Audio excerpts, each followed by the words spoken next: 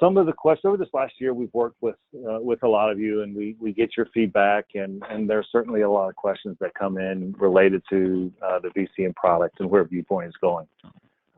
Viewpoint was acquired by Trimble, so there's another acquisition that's gone on there. And so questions, how long do we have before you have to move? What's Viewpoint's vision? What are other companies doing about their VCM product, and where's that going?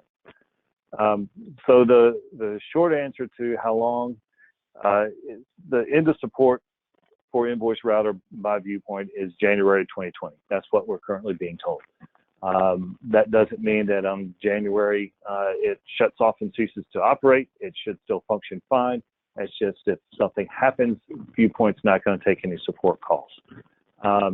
Their vision for where they're taking the product is to have you all move to Vista. So that is where they're going to put their development of any content management platforms. And what are other companies doing? Well, there's a few options out there that are popular in the construction space. We're going to review some of them here in just a second. And so hang tight for that. And then we also hear, are there any options that allow us to stay kind of where we are?